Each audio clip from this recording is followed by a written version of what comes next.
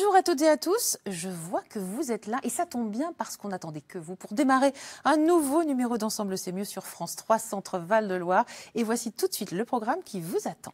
Un vrai bonheur. Moi, j'en connais une autre qui fait aussi très bien les choses. C'est Héloïse Brusa, alias la femme chocolat, si je puis l'appeler comme ça. On la retrouve au comptoir du cacao à Bazoches-sur-le-Betz dans le Loiret. Et c'est vrai qu'en cette période de fête, ça ne doit pas chômer. J'ai même entendu dire qu'il recrutait des journalistes apparemment. C'est vrai ça, Héloïse ? Oui, c'est vrai. Bonjour Frédéric, bonjour à tous. Bien sûr, je me suis fait embaucher et j'ai même réussi à me trouver une place plutôt sympa. Je vais être au contrôle qualité ce matin. Ce sera l'occasion pour mes papilles de se préparer aux orgies de chocolat de Noël. Alors, on va faire ça ici dans cette belle maison familiale qui est le comptoir du cacao. Maison familiale, maison artisanale aussi, qui a bien voulu ouvrir ses portes à quelques jours de Noël. Autant vous dire qu'ici, c'est l'enfer. En ce moment, il y a beaucoup à faire. Et vous allez le voir dans quelques instants. Ça va se vérifier dans l'atelier de production. Je vous donne rendez-vous. À tout de suite. Mais on sera au rendez-vous. Grand gourmand que nous sommes, vous pouvez compter sur nous. On va retrouver Héloïse. Elle est cette grande vénarde au comptoir du cacao. Et elle nous avait promis un petit tour gourmand dans l'atelier. Alors ? Ah oui, ça y est Frédéric, on est dans l'atelier de production. Je crois que j'ai trouvé le meilleur endroit où me poster. Regardez, le chocolat coule à flot à côté de moi. Et surtout, j'ai Nicolas Desmartins à mes côtés. Bonjour Nicolas. Bonjour. Merci beaucoup de nous accueillir dans cet atelier ici au comptoir du cacao. Chocolaterie familiale, Exactement. Vraiment.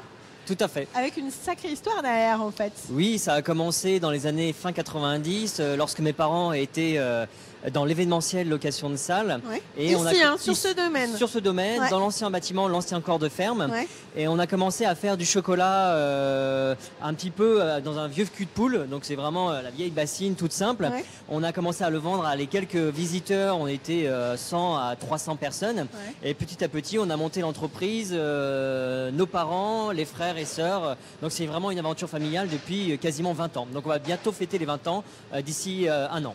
Aventure familiale, aventure artisanale aussi. Tout à fait. Il y a des valeurs ici au comptoir du cacao qui sont celles de votre famille.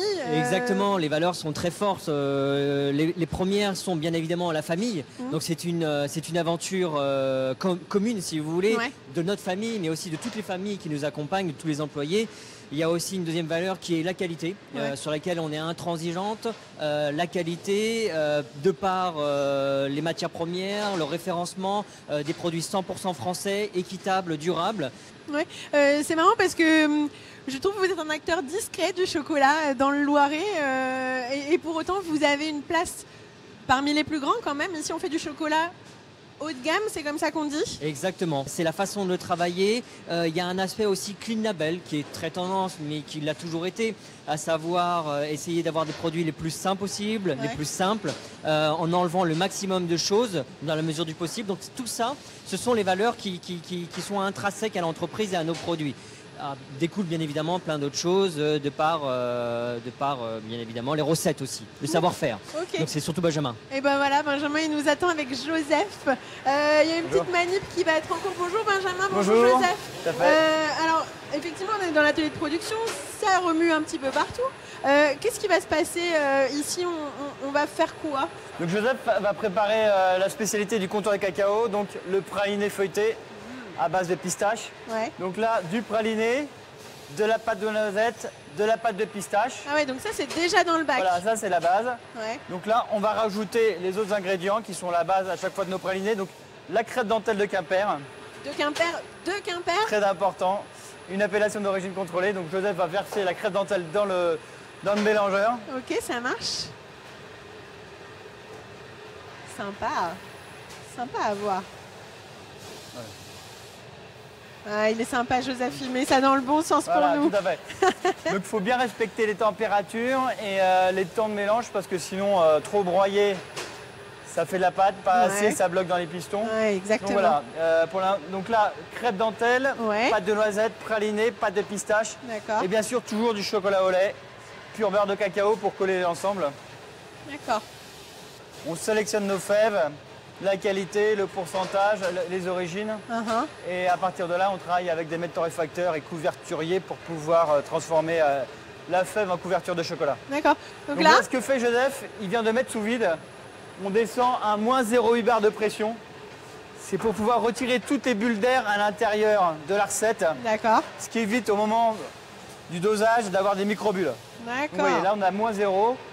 Et là on va pouvoir commencer à mélanger la recette en première. D'accord. Et finalement, le mélange, il va se faire. 25 secondes. Ouais, c'est rien du tout, C'est très 25 rapide. secondes. Là on est au degré près. On est à 32 degrés, ni plus ni moins. Trop chaud, le chocolat ne va jamais cristalliser, restera toujours mou. Trop froid, il va être pâteux, on ne pourra jamais l'utiliser. Donc là on est vraiment à température contrôlée et atmosphère contrôlée pour pouvoir vraiment préparer la recette. Donc là, Alors la recette, elle est prête à être dosée. Donc Joseph va vous montrer le remplissage dans la one shot.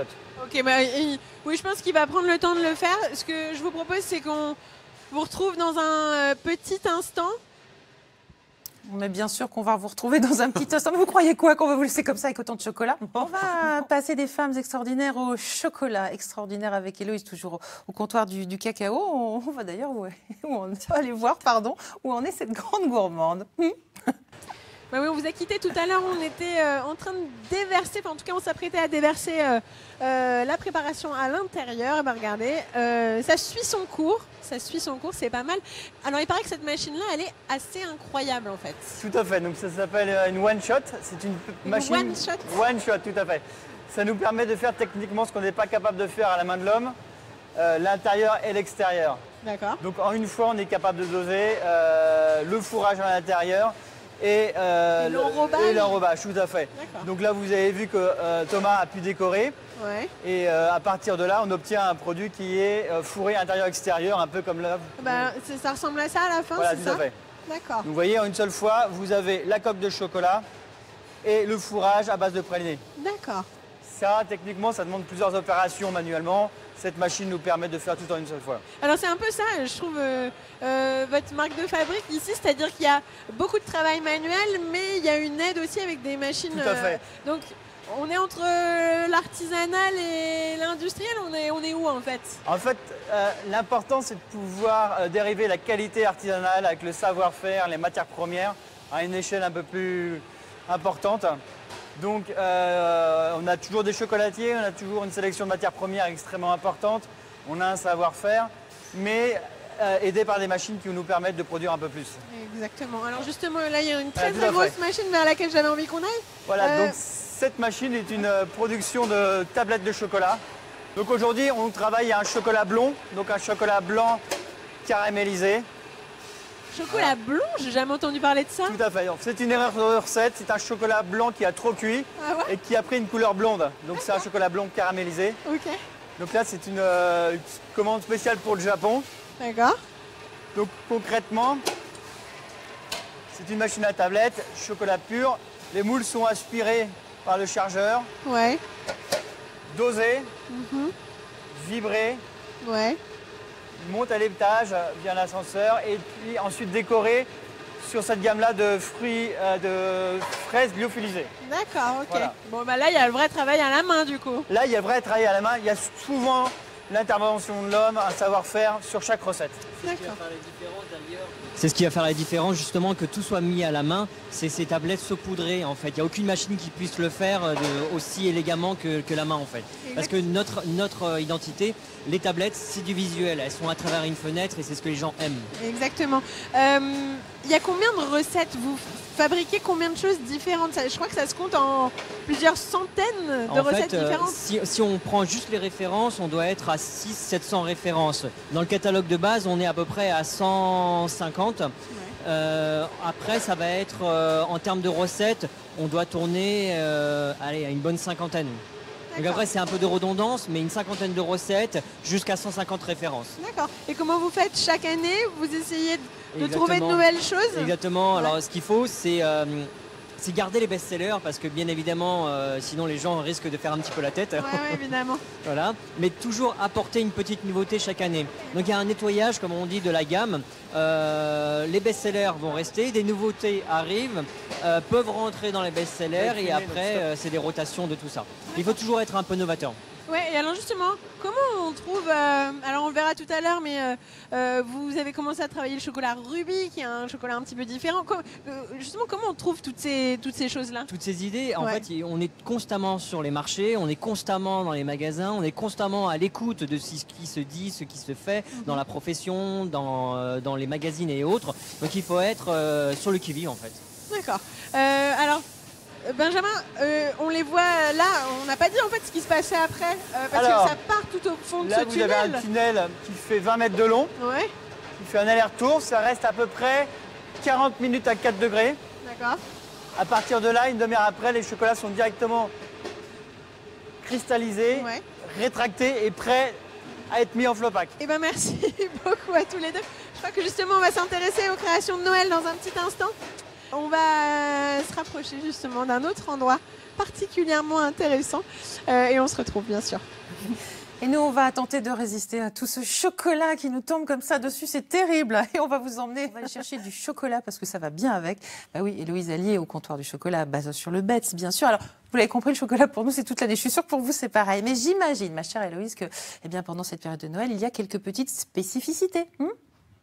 Ah oui, qui dit Noël des créations spéciales. Alors ça fait 3 ans, il me semble, c'est ça que vous faites ce superbe petit sapin, c'est ça. Il y en a beaucoup des créations pour Noël ou pas?